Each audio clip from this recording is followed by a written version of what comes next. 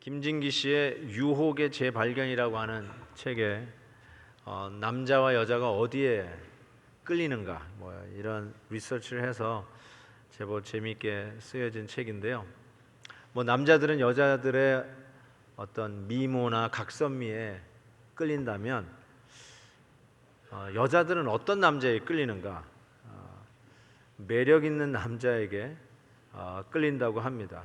그러면은 그 남자하고 한번 진실하게 좀 교제하고 싶어진다는 것입니다. 남자는 시각적으로 끌린다고 한다면 여자는 그 남자 자체의 매력에 끌린다고 이야기를 합니다. 남자의 매력을 한마디로 얘기하면 힘이라고 합니다. 건강미.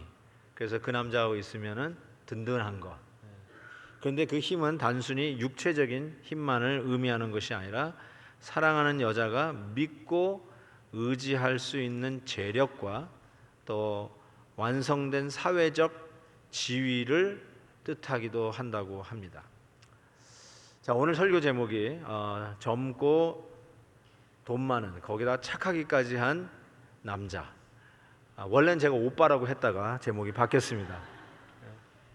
아마 싱글 자매님들이 계시다면 젊고 착하고 돈 많은 남자, 딱 신랑감 아니겠어요?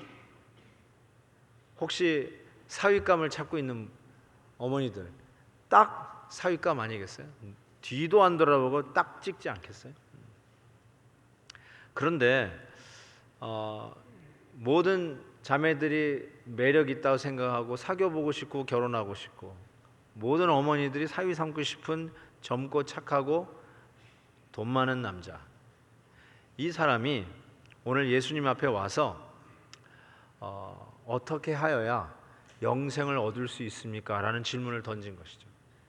뭐가 아쉬워서, 뭐가 부족해가지고, 뭐가 아직도 더 받고 더 얻어야 될 게 있다고 예수님 앞에 나와서 어떻게 해야 영생을 얻을 수 있습니까? 라고 질문을 던집니까? 저는 오늘 메시지를 전하면서요, 제가 요즘 두고두고 고민하고 있었던 그 상황을 이 메시지로 좀 전하고 싶습니다. 뭐냐면 요즘 그 미디어에서 좀 너무 네거티브하고 또 침소붕대하는 부작용으로 인해서 기독교에 대한 부정적인 시야, 교회에 대한 어떤 잘못된 시야들, 이런 것들을 너무 확대하는 나머지 복음을 증거하고 전도하는 일까지 방해되고, 아니 잘 안 되는 것들을 보게 됩니다. 우리가 잘못한 것 당연히 회개해야 됩니다. 우리가 고쳐야 되는 것 반드시 수정해야 된다고 생각합니다. 잘못한 것에 대한 책임을 묻는다면 반드시 책임을 따져야 된다고 생각합니다. 그럼에도 불구하고 기독교에 대한 인식이 너무 극단으로 가 있다는 생각을 금할 길이 없습니다. 그런 의미에서 저는 미디어의 악 영향이 크다고 생각해요. 또 하나는 우리 개인적으로도 기독교에 대한 이미지가 혹시 네거티브하다면, 부정적이라면 그 이유가 뭘까? 많은 분들이 교회 생활을 하다가 교회가 어려움을 겪고 싸우고 이런 것을 보면서 신물이 난다, 이건 아니다. 그래서 교회를 떠난 분들도 있고, 아마 그것 때문에 아직도 교회로 돌아오지 못하는 분들도 있지 않을까 싶습니다. 그리고 여기 앉아 계신 분이라 할지라도 그냥 같은 성도들끼리 언짢은 일이 생겼다든지, 아니면 소위 우리가 잘 듣는 말이라 장로님에게 혹은 집사님에게 사기를 당해가지고 이 기독교는 아닌가 보다, 교회는 완전히 망조다, 그런데 신앙생활 할 바에 나 스스로 챙겨서 사는 것이 훨씬 낫다, 이런 생각을 해서 기독교에 대해서 알지도 못하면서, 기독교의 기본도 모르면서 기독교인들이 혹은 교회가 어떤 부정적인 면, 잘못된 면이 지나치게 침소붕대한 극단적인 표현이나 부정적인 시야, 그리고 내가 나름대로 가지고 있는 상처 때문에 기독교가 옳은 것이냐 그른 것이냐, 교회가 진짜냐 가짜냐를 그 끝에 드러나 있는 그 행위로 판단하는 경향들이요. 이것이 저는 굉장히 교회가 교회되고 진리가 진리되고 복음이 복음되는 일에 아주 심각한 문제라고 저는 생각해요. again, 다시요. 책임론 있습니다. 고쳐야 될 건 고쳐야 됩니다. 그럼에도 불구하고 기독교를 전부 다 드러나는 행위로만 판단해서 이것이 가짜다 진짜다, 이거는 거짓이다 들러 엎어야 된다, 이건 아니다. 모든 것이 그렇게 극단화돼 가면서 기독교의 가장 중요한 복음조차도 희석시키고 아예 묻어버리고 그것조차도 필요 없는 것이냐, 치부되어지는 요즘 작금의 아주 희한한 현상들이 엄청나게 교회와 교회 이 복음을 허물고 있는 현상이 있다라고 저는 생각합니다. 여러분, 기독교에서 추구하고 우리가 교회를 다니고 신앙생활을 하면서 원하는 그 파이널 프로덕트, 목적이 뭘까요? 젊고 돈 많고 능력 있고 거기다가 착하기까지 한 사람을 만들어내는 게 기독교의 목적일까요? 사람이 왜 저 모양이야? 저거는 가짜인가 봐. 그래서 그런 사람이 있기 때문에 기독교가 가짜라고요. 기독교가 착한 사람 만드는 거라면 맞죠? 근데 정말로 기독교가 착한 사람 만드는 종교인가요? 착한 사람이 훨씬 많죠. 그러면 이렇게 물을게요. 예수님이 우리에게 오셔서 십자가 지신 이유가 여러분을 착한 사람 만들기 위해서 그런 것인가요? 우리가 착한 사람, 이 젊고 착하고 돈 많은 사람 만들기 위해서, 능력 있는 사람 만들기 위해서 우리가 예수 믿는 건가요? 그게 기독교의 목적인가요? 아니라면 만약에 기라면 이 젊고 착하고 이 돈 많은 남자는 예수님 앞에 나와서 무릎 꿇고 어떻게 해야 영생을 얻을 수 있습니까? 이 질문 던질 필요가 없습니다. 왜냐하면 파이널 프로덕트이니까, 최고의 목적을 이뤘으니까, 우리가 지향하는 바에 도착했으니까 뭘 더 바라겠어요? 이미 다 이뤘고 다 가졌고 다 누리고 있는데. 그런데 오늘 본문은 우리가 생각하는 그런 이상형이 사회가 교회를 보고 기독교를 보면서 이래야 된다라고 하는 최고 파이널 프로덕트이 지금 나타났는데, 그 사람이 뭐가 아쉽고 부족해서 예수님 앞에 무릎 꿇고 어떻게 해야 영생을 얻을 수 있습니까? 라고 질문을 던졌다는 사실이에요. 이것만 봐도 젊고 능력 있고 착하기까지 한 이 남자는 결단코 기독교가 지향하는 파이널 프로덕트이 아니라는 것을 우리가 깨닫게 됩니다. 저는 이 청년이 이와 같은 질문을 던졌을 때 예수님께서 답을 이렇게 해야 영생을 얻는다라고 직접 답을 주지 아니하시고 하나를 딱 짚고 넘어갑니다. 그게 뭘 짚고 넘어가냐면 18절에 보면 예수님께서 이르시되 네가 어찌하여 나를 선하다 일컫느냐라고 얘기합니다. 아니, 답을 주시지 않고 너는 왜 나를 선하다 일컫느냐. 왜냐하면 이 청년이 예수님에게 선한 선생님이요 하고 이렇게 질문을 던졌거든요. Good teacher, 왜 나를 선하다 하느냐. 왜냐하면 예수님이 이 젊고 착하고 돈 많은 사람이 던지는 그 질문, 단어, 선택에도 그 사람의 가치관이 묻어있기 때문에 그래요. 뭐예요? 착하면 다 된다라는 생각을 갖고 있기 때문에 착한 선생님, 선한 선생님, good teacher 그렇게 물었다는 거예요.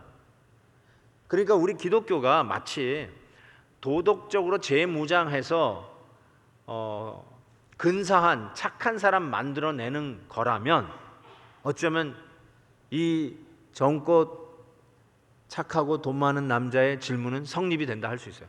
Final product. 그러니까 당신도 그런데 어떻게 하면 그 선함으로 그 영생을 얻을 수 있습니까? 라고 하는 입장에서 질문을 던졌다고 이야기할 수 있을 것입니다. 근데 예수님께서는 착한 사람 만들기 위해서 온 것이 아니라 마가복음 2장에 보면 이렇게 말씀하고 계세요. 그들에게 이르시되 건강한 자에게는 의사가 쓸데없고 병든 자에게라야 쓸데있느니라. 나는 의인을 착한 사람 부르러 온 것이 아니요 죄인을 부르러 왔노라 하시니라. 우리 주님은 여러분을 도덕적으로 재무장하기 위해서 오신 분이 아니에요. 만약 그거라면 예수님 오실 필요가 없습니다. 왜냐하면 그런 단체, 그렇게 하려고 하는 non-profit organization 많습니다. 예수님 십자가 지실 이유가 없습니다. 근데 예수님께서 오신 이유는 죄인을 구원하기 위해서 오신 구원자라고 얘기하십니다. 그런 의미에서 예수님께서 선한 선생님이라고 질문을 던진 그 사람의 가치관을 일단 딱 짚고 넘어갑니다. 그리고 나서 영생을 어떻게 얻을 수 있는가에 대한 첫 번째 답을 주시면서 약간은 이상한 요구를 하십니다. 제가 왜 이상하다고 얘기하냐면 전통적으로 성경에서 가르쳐주고 있는 영생 얻는 이 구원론, 구원관학은 약간 삐딱하게 나가는 것 같기 때문에 이상한 요구라는 말을 제가 합니다. 뭐라고 말씀하시냐면 19절에 보니까 네가 계명을 안 하니 살인하지 말라, 간음하지 말라, 도둑질하지 말라, 거짓 증언하지 말라, 속여 빼앗지 말라, 그리고 내 부모를 공경하라 라고 얘기합니다. 이게 뭐죠? 십계명이에요. 근데 여러분이 금방 알아차릴 수 있는 게 뭐냐면 십계명에 제1계명에서부터 4계명, 내 앞에 다른 신을 두지 말라, 우상 숭배하지 말라, 내 이름을 망명되이 일컫지 말라, 그리고 안식일을 거룩하게 지키라, 이 말은 여기 없어요. 없고 사람에게 대한 계명 5계명부터, 즉 부모를 공경하라부터 시작해서 10계명까지 열거하고 있어요. 물론 부모 공경을 맨 마지막에 썼지만 사람을 향한 계명을 예수님께서 의도적으로 열거하고 있다라고 생각합니다. 왜 우상을 숨기지 마라, 내 앞에 다른 신을 두지 말고 내 이름을 망명되이 일컫지 마라, 왜 이 말씀을 안 하고 왜 사람들에 대한 명령을 예수님께서 의도적으로 썼을까라는 생각을 하고 영생을 얻기 위해서 이와 같은 것을 지키라 라고 했을까라는 생각이 듭니다. 왜냐면요, 우상을 섬기지 마라, 이 말은 쉽게 얘기해서 내가 우상을 섬긴지 안 섬기는지가 금방 나타나지가 않아요. 내가 섬기나 안 섬기나, 뭐 돼지머리 놓고 비는 것이 아닌 이상은, 아니면 옛날 내가 불교를 믿었는데 내가 그런 거 다 치웠어, 불상 다 치웠어요. 그러니까 나는 우상 안 섬긴다고 생각할 수 있어요. 그래서 잘 헷갈려요. 그렇지만 사람에 대한 이 계명은 정확하게 했는지 안 했는지가 나타납니다. 예를 들면 부모를 공경하라, 이거는 그냥 단박에 드러나지 않어요? 내가 부모를 공경하는 자인지 불효자인지 금방 드러나지 않아요? 그러니까 거기에 예수님이 틀림없이 의도가 있었던 것 같아요. 그래서 어떻게 영생을 얻냐고, 계명을 지키라 라고 했던 것입니다. 그런데 여기에 대해서 이 젊고 착하고 돈 많은 이 남자가 모범 답안을 이야기합니다. 아주 싱거운 모범 답안을 이야기하는데 뭐라고 하냐면, 그거요? 자, 어렸을 때부터 다 지켰습니다 그랬어요. 여러분은 어떻게 생각하세요? 이 사람 괜찮은 사람이에요, 어떤 사람이에요? 저는 이분이 거짓말 했다라고 생각하지 않아요. 그리고 과장이라고도 생각하지 않아요. 솔직하게 얘기한 것 같아요. 그러니까 우리랑 비교해 볼 때 이 젊고 착하고 돈 많은 이 남자는 우리보다 훨씬 괜찮은 사람이라고 저는 생각해요. 어떻게 생각하세요? 자매님들, 내 남편보다 훨씬 괜찮은 남편이라고 생각하지 않으세요? 아니, 남자라고 생각하지 않으세요? 진짜로 어렸을 때부터 지켰다는 거예요. 진짜로 그렇게 생각한 거 얘기한 것 같아요. 주저함도 없어요. 내가 잘 지켰나 이런 것도 아니고, 내가 그거요? 어렸을 때부터 다 지켜 행했다라고 합니다. 여러분, 모범 답안일까요? 예수님께서 그러면 너 이제 구원 받았네 하고 끝나면 될 거 아니야. 너 영생 얻었다, 끝, 뭘 더 물어 하면 끝나면 될 것 같은데, 예수님의 의도와 빗나간 답을 준 것을 알 수가 있습니다. 왜냐하면 여러분, 자기가 다 지켰다고 했지만 실질적으로 우리와 같은 일반적인 입장에서 생각할 때 우리는 부모 공경부터 걸립니다. 부모 공경부터 걸려요. 실은 하나님이 우리에게 요구하시는 계명의 요구의 스탠다드는 우리가 생각하는 스탠다드하고 차원이 다릅니다. 레위기 11장에 보면 나는 여호와 너희 하나님이라, 내가 거룩하니 너희도 구별하여 거룩하게 되라 라고 얘기합니다.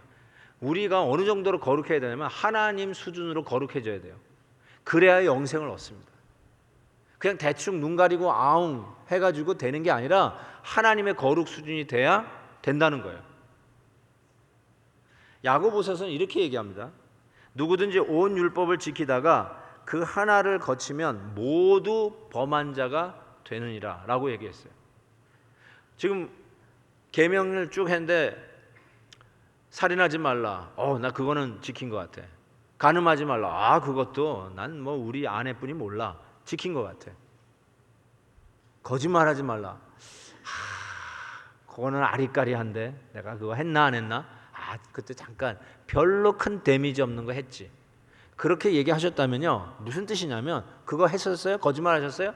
그러면 살인도 하셨고 간음도 하셨다는 뜻이에요. 그게 지금 야고보서가 이야기하는 접근 방법이에요. 공평하지 않다고요? 내가 짓지도 않은 죄를 졌다고요? 아니요. 율법은 그런 거예요. 여러분이 99가지를 다 지켰다 할지라도 한 가지를 어기면 100가지 다 어긴 것과 진배 없다라고 얘기합니다. 죄의 삭은 사망입니다. 큰 죄 지었다고 사망이고 작은 죄 지었으면 반만 죽이는 게 아닙니다. 죄의 삭은 사망입니다. 그래서 하나를 어기면 다 어기는 것이에요. 이런 기능이 율법에 있는 거예요. 하나를 어기면 다 어기는 거예요. 이것을 사도 바울이 갈라디아서 3장에서 이렇게 얘기했어요. 이 율법이 우리를 그리스도께로 인도하는 초등교사가 되어 우리로 하여금 믿음으로 말미암아 의롭다함을 얻게 하려 함이라. 자 보세요. 율법의 그 기능을 이야기하면서 이 율법을 우리로 하여금 누구에게로 인도하냐면 그리스도에게로 인도하신대요. 그거를 인도하도록 우리가 행위로서 구원받는 자가 아니라 율법을 지킴으로 구원받는 자가 아니라 믿음으로 구원받는, 믿음으로 의롭다 되는 것을 마치 초등학교 선생님이 초등학생에게 친절하게 가르쳐 주듯이 초등교사처럼 가르쳐 주는 기능이 율법의 기능이라는 것이에요. 따라서 다시 예수님께서 왜 약간 이상한 답을 주셨는가? 율법을 지키라고 했는가? 율법의 기능을 알고 너 율법을 지키라 라고 얘기하셨던 거예요. 그러면 난 율법을 못 지키는데요. 율법 지키려고 애를 썼는데 율법을 도저히 지킬 수가 없습니다. 내 안에는 율법을 완전하게 지킬 수 있는 힘이 없습니다. 어떻게 해야 될까요? 라고 할 때 그 율법은 드디어 그리스도에게로 인도해 주는 초등학교 교사, 초등교사, 이전 번역에서는 몽학 선생 이렇게 되어 있어요. 깨닫게 하는 그 기능을 갖게 된다는 것입니다. 여러분, 예수님께서 산상설교를 시작하시면서 십계명을 재해석하십니다. 아니, 재해석이라는 말이 아니라 드디어 제대로 해석하십니다. 이전에 잘못된 해석들이 있었어요. 구약에서 십계명을 이렇게 하면 지키는 것이다. 그런데 예수님께서 그것을 제대로 해석하십니다. 마태복음 5장 21절, 옛사람에게 말한 바 살인하지 말라. 누구든지 살인하면 심판을 받게 되리라 하였다는 것을 너희가 들었으나 나는 너희에게 이르노니 형제에게 노하는 자마다 심판을 받게 되고 형제에 대하여 라가라 하는 자는 공회에 잡혀가게 되고 미련한 놈이라 하는 자는 지옥불에 들어가게 되리라. 여러분, 살인하지 말라. 옛날에는 칼로 찔러서 사람을 죽이지 않으면 살인하지 말라라는 명령을 지켰다고 생각했어요. 근데 예수님께서 이것을 제대로 바로 해석하기를 형제에 대해서 노하는 사람, 형제. 옆에 있는 친구에게 화를 내셨어요? 라가는 욕이에요. 욕을 하셨어요?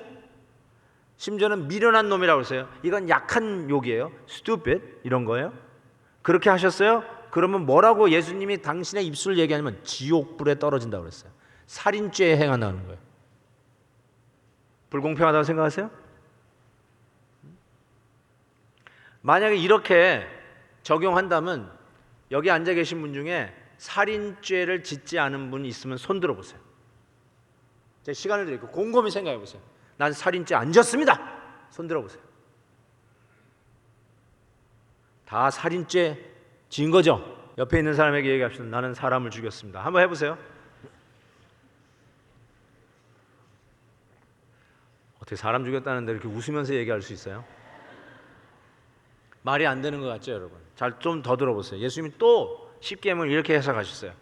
27절, 28절에 보니까 마태복음 5장 간음하지 말라 하였다는 것을 너희가 들었으니 나는 너에게 이르노니 음욕을 품고 여자를 보는 자마다 마음에 이미 already 간음하였느니라. 남자의 입장에서 생각해 볼 때 여자를 보고 음욕을 품는 자마다 이미 간음했다라고 했어요. 옛날에는 앉았어요. 그러면 되는 거예요. I'm okay. 근데 음욕을 품는 자마다 이미 간음했다고 그랬어요. 100% 어그리합니다. 간음죄를 졌어요. 여자는 잘 모르겠어요. 왜 여자는 여기 없을까?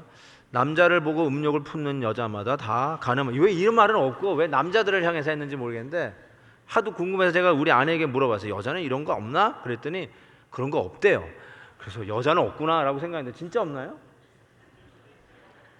이때잖아, 여보. 이때잖아. 어?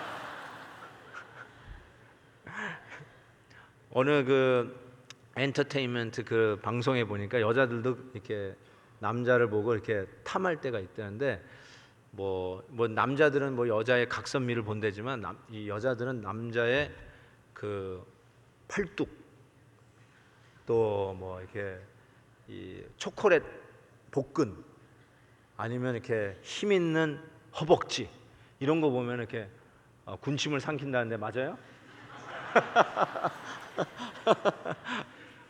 어쨌든 여러분 남자나 여자나 할 거 없이 음욕을 품으면 이미 간음했다라고 얘기하고 있어요.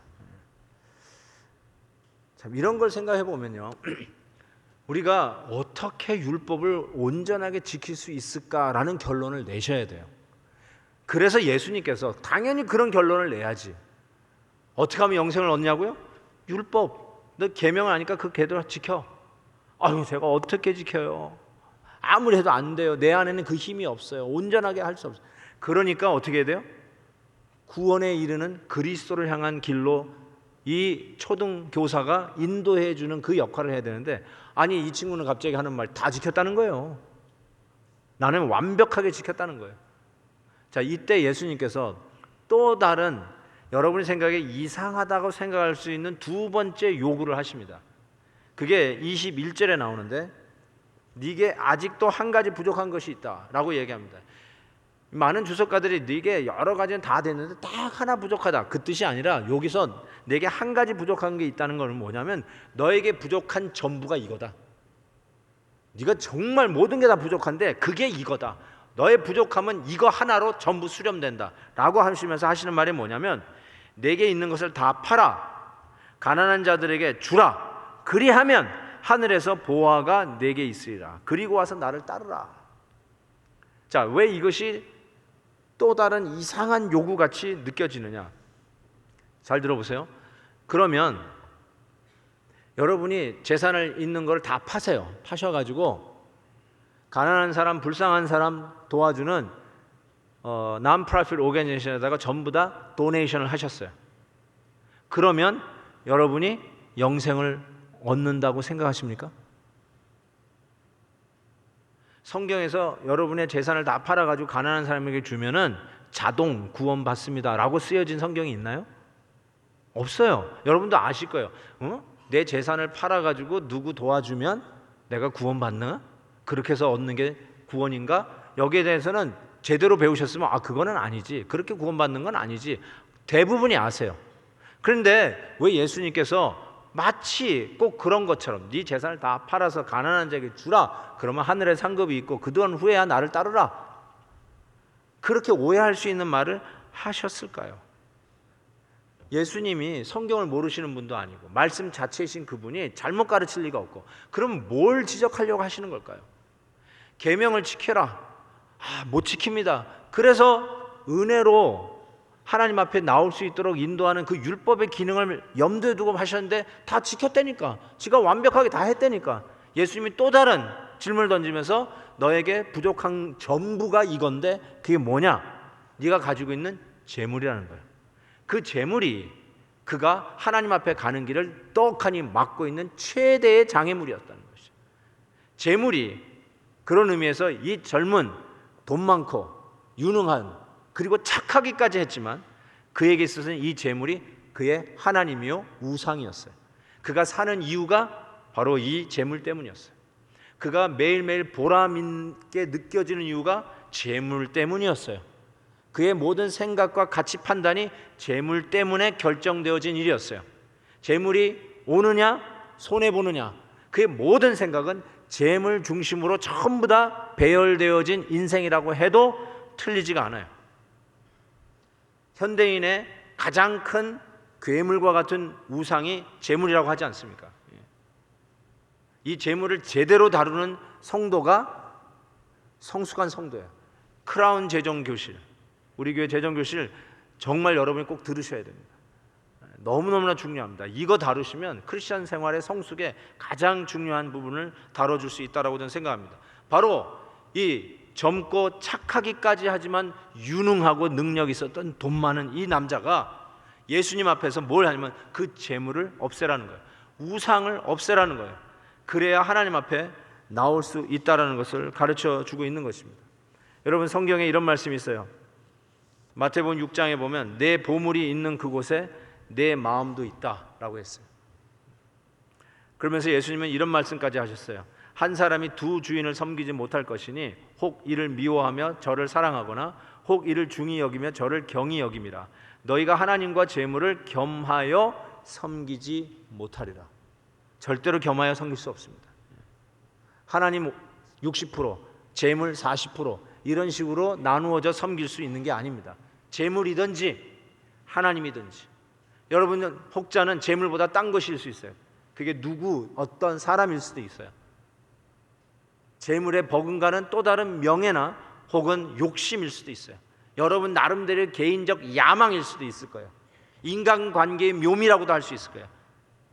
그런데 그것이 하나님의 자리에 들어가 있을 때 예수님께서 하시는 말은 그거 빼내라는 거, 그거 없애라는 것이지, 착한 사람 도와주면은 구원받는다, 그런 어려운 사람 도와주면 구원받는다, 그런 뜻이 아닌 것입니다.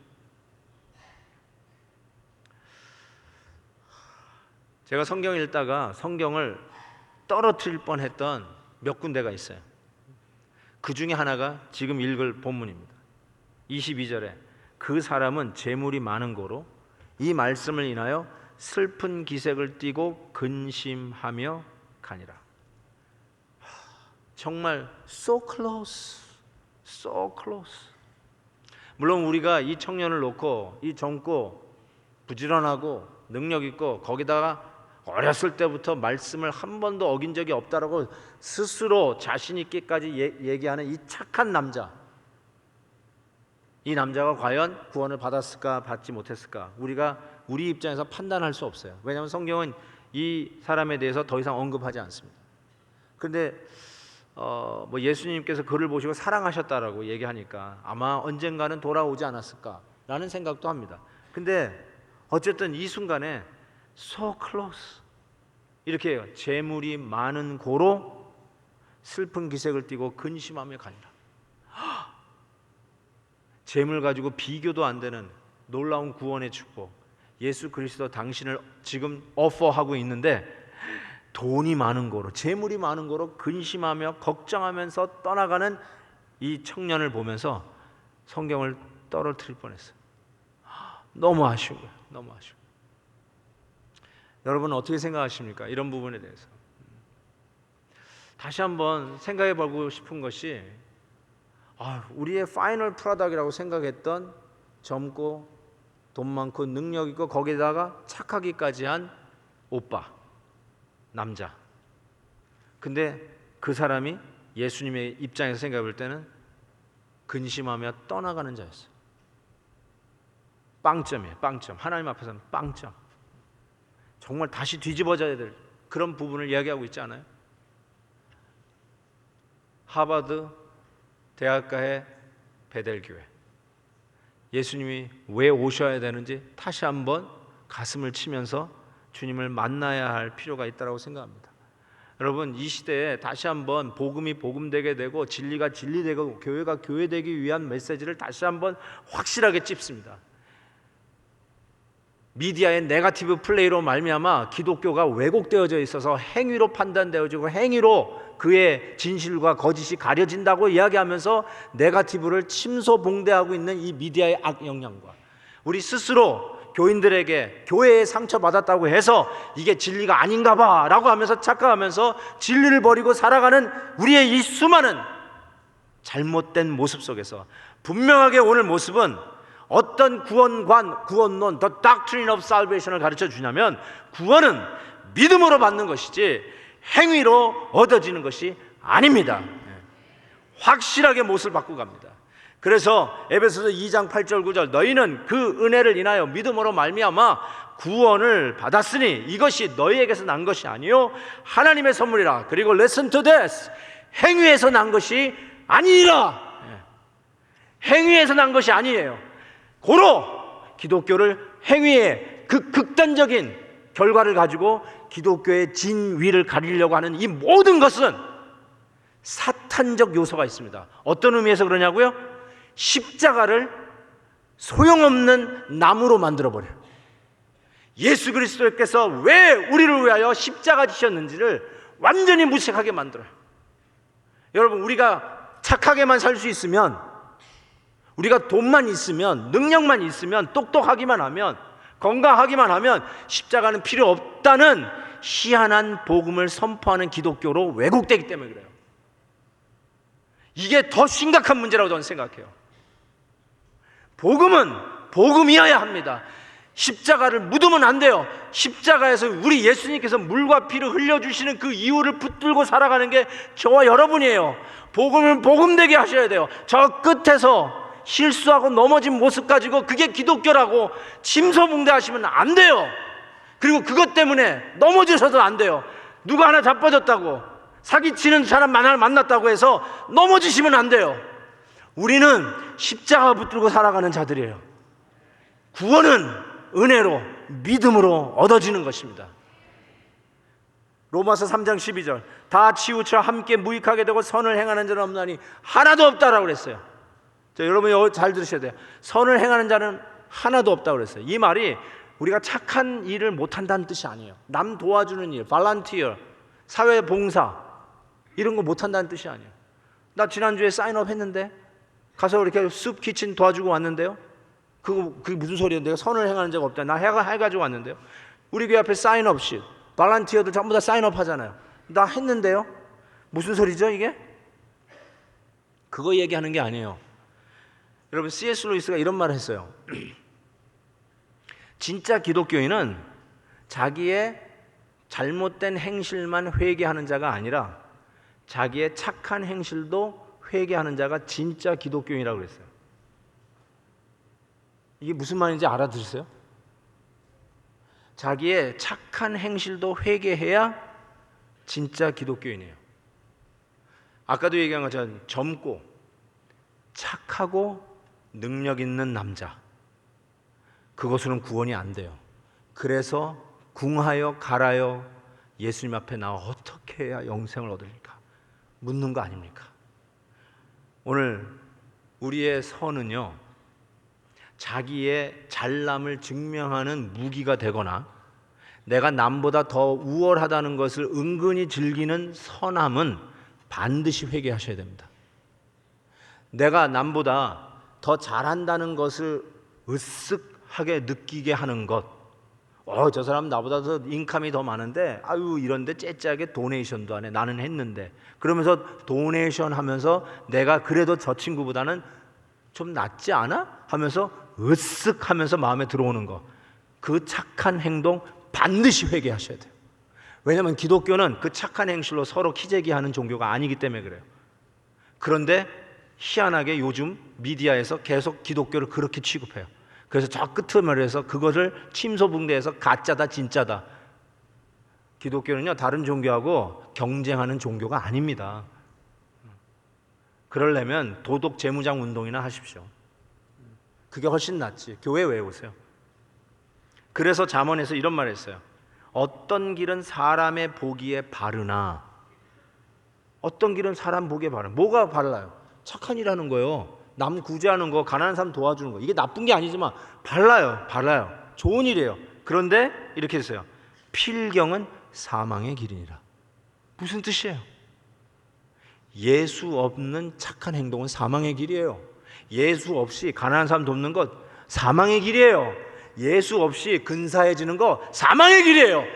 복음, 십자가 없이 도덕만 얘기하는 종교는 사망의 종교예요.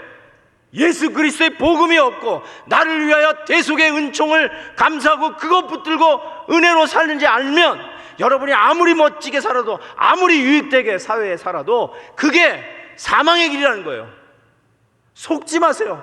복음이 복음돼야 돼요. 그럼 목사님, 어떻게 그러면 우리가 착하게 행동이 변하는 삶을 어떻게 얘기할 수 있습니까? 라고 질문한 분이 있어요. 맞아요. 여러분, 우리 바로 사셔야 돼요. 복음에 합당한 삶을 사셔야 돼요. 그런데 그 복음에 합당한 우리의 삶의 변화는 이렇게 와야 돼요. 예를 들면 남자아이들이 방을 잘 못 치우잖아요, 실은. 그렇죠? 혹시 아들 중에 자기 방 아주 깨끗하게 늘 치우는 아들이 있으면 꼭 저에게 소개 좀 해주세요. 제가 소개할 여자가 있습니다. 근데 이 아들이 말이죠, 여자친구가 생겼어요. 근데 여자친구한테 꽃다발을 생일날 선물로 받았어요. 그래가지고 그 꽃다발을 예쁜 꽃병에 넣어가지고 자기 방에 가져왔는데, 뭐 그냥 자기 방은 뭐 진짜 쓰레기통 같잖아요. 그래가지고 막 책상에 이렇게 막 해가지고 거기다 딱 놨는데 꽃이 너무 아름다운데 이 책상이 너무 엉망인 거야. 그래서 안 됐다 해가지고 책상을 치우기 시작했어요. 그래서 책상을 깨끗하게 치웠어요. 그리고 보니까 그 책상에 올라있는 꽃병이 어울려 보여요. 근데 가만히 보니까 뭐 방이 엉망이야. 그래서 지저분한 침대를 치우기 시작했어요. 다 치우고 또 예쁘게 또 침대를 만들었어요. 책상을 치우고 침대를 치웠더니 그 다음에는 그냥 바닥에 너저분하게 들어있는 그것도 전부 다 치우고 배큐음을 했어요. 그래서 집이 깨끗해졌어요. 그러고 보니까 벽지가 또 안 좋아. 그래서 벽지까지 싹 다시 발랐어요. 벽지 바르고 나니까 가구도 이왕이면 예쁘게 어울리게 고쳐, 가구도 싹 바꿨어요. 여러분, 꽃다발 받은 게 구원이에요. 그게 은혜의 선물이에요. 그게 영생이에요. 그걸 받았더니요, 내 지저분한 책상에 어울리지가 않아. 그래서 책상을 치우기 시작했어요. 책상을 치우고 났더니 내 삶에 이런 삶은 이거 안 되겠다 해가지고 침대를 치우듯이 내 삶에 정리돼야 할 부분들을 또 정리하기 시작했어요. 침대를 치우고 났더니 이제 벽, 바닥, 가구까지 바꾸고 싶은 거예요. 내 삶이 그 구원받은 꽃다발 하나 때문에 변하기 시작하는 것. 이게 바로 생활의 변화의 비밀이에요. 꽃다발, 구원을 받은 자는 이런 사이드 이펙트가 있어요. 책상, 침대, 바닥, 벽지, 가구까지 하나하나 변하게 되는 이 사이드 이펙트인데, 이게 바로 복음의 능력이에요. 주님은 오늘 뭘 말씀하시는 거냐면, 꽃다발 선물도 받지 않았는데 집을 치워가지고 집 치운 거 누가 더 깨끗하게 치웠게 하고 싸우는 사람들 보고 하시는 말이에요. 내가 더 낫다, 내가 더 잘났다. 그런데 그 안에 꽃이 없어요. 근데 예수 믿는 사람은 진짜 복음이 복음되게 살고, 복음으로 말미암아 우리의 생활이 정리되고 깨끗해지고 선해지고 착해지고 섬기는 봉사생활도 능력 있게 할 수 있는 유일한 이유는 뭐냐면 이 복음의 은혜 때문에, 꽃다발 때문에 그러는 거예요. 이게 복음의 능력이지. 조금 착한 일 했다고, 내 방이 더 깨끗하다고, 내 방의 가구가 더 좋다고, 내 침대가 더 깨끗하다고 그거 가지고 서로 기재기하고 서로 물고 뜯고 하는 것, 이거는 완전히 복음에서 벗어난 변질된 기독교의 모습 아니겠어요? 진짜 능력은 복음의 능력이에요. 그래서 그 은혜로 감사해서 복음에 합당한 생활로 내 생활을 고치고, 복음에 합당한 생활로 또 하나의 생활을 고치고, 그러면서 계속해서 주님 오시는 때까지, 아니 내가 주님 앞에 서는 날까지 우리의 삶이 계속해서 고쳐가는 것. 뭐 때문에? 구원의 은혜 때문에, 그 꽃다발 때문에. 그게 능력이고 그게 자유함이에요. 하나님께서 누가 집 잘 치웠나? 어유 잘 치웠네, 옛다 선물 하고 꽃다발 주는 게 아니에요. 이미 지저분한 죄인들에게 하나님이 꽃다발을 선물로 주셨을 때 그 선물 때문에 너무 감격해서 꽃다발에 합당한 삶으로 하나씩 고쳐가는 이 사이드 이펙트가, 그게 크리스찬의 선한 행위예요. 그건 겸손한 선한 행위예요. 누구 심판하거나 누구 윽박지거나 내가 너보다 낫다는 증명하기 위해서 선해지는 게 아니라 받은 은혜 감사해서 변화 수밖에 없는 사이드 이펙트예요. 그게 바로 성도들이 겸손하게 세상을 변화시키고 겸손하게 가정을 변화시키고, 정말로 제 삶이 엉망인 사람을 정죄해서 고치는 게 아니라 너 잘못했다라고 하는 것이 아니라 은혜로 변한 나의 모습 속에 그들을 갱신하고 바꾸고 개혁하는 이것이야말로 진정한 복음의 능력이란 말이에요. 이걸로 승부를 걸어야지. 이 복음이 복음되게 해야지. 마치 기독교는 저 행위 끄트머리의 실수로 완전히 아장난 종교처럼 침소붕대하는 미디어의 이 빅턴 멘탈리티를 가지고 하루하루를 살아가는 성도라면 이 복음의 능력을 아직도 모르는 것이죠. 사랑하는 성도 여러분, 우리 이 믿음으로 사십시다. 은혜를 은혜되게 하고 복음이 복음되게 하는 능력으로 사셔서 정말 이 땅을 하나님의 말씀대로 바로 세우는 놀라운 일에 충성된 제자로 사시기를 주의 이름으로 축복합니다. 기도하겠습니다. 오늘 말씀을 생각하시면서요, 내 선함도 회개해야 된다는 말씀을 깊이 묵상하시고 다 가진 나의 목표와 같은 이 젊고 착하기까지 한 능력 있는 이 남자가 절단코 우리가 지향하는 최종 목표가 아니라는 것, 그자도 가라여서 주님 앞에 무릎 꿇고 영생을 구했다는 것. 그렇다면 우리는 무엇일까? 여러분, 우리 부족한 점이 있어요. 그래도 아직 공사 중입니다. 아직 치우는 중이에요. 꽃다발 책상 위에 놓고 침대 치우시는 분도 계시고, 지금 벽지 바꾸고 계시는 분도 계시고, 가구 바꾸고 계시는 분도 계시고, 바닥 베큐um하고 계시는 분도 계시잖아요. We're still under construction. 서로 격려하면서, 서로 치워주면서, 서로 보담으면서 저 천국까지 가야 할 자들이 우리들 아닙니까? 내가 잘하고 내가 봉사하고 섬기는 게 남들을 정죄하기 위해서 여러분이 무기를 하나하나씩, 총탄을 하나씩 재고 있는 게 아니지 않습니까? 복음을 복음되게 하십시다. 복음의 능력으로 자유하며 진정한 겸손한 섬김으로 이 사회를, 우리 가정을, 우리 교회를 개혁, 갱신해가는 복음의 주인공들이 되십시다. 오늘 말씀을 느끼는 대로, 고백하는 대로 하나님 앞에 간절히 겸손히 고백하는 시간 되기를 바랍니다. 우리 같이 한번 통성으로 기도합니다. 하나님 아버지, 정말 우리의 죄를 주님 앞에 고백합니다. 은혜로 인하여 믿음으로 말미암아 구원을 받았는데 내게서 난 것이 아니고 내 행위가 아닌데, 그래서 서로 자랑하며 정죄하며 비판하지 말아야 되는데, 하나님, 우리는 은혜를 받았으면서도 정말 겸손하게 갱신해가며 바꿔가는 이 일에 너무나도 서툽니다. 주님, 용서하여 주시옵시고 정말 하나님 앞에 이 구원의 꽃다발을 선물로 받은 자답게 하나하나 우리의 삶을 복음에 합당한 삶으로 바꿔가며 갱신해가는 저희들 되기를 간절히 바랍니다. 하나님, 도와주시옵소서. 지켜주시옵소서. 인도하여 주시옵소서. 정말 주님 앞에 온전히 설 수 있도록 도와주시옵소서. 예수님의 이름으로 기도하옵나이다. 아멘.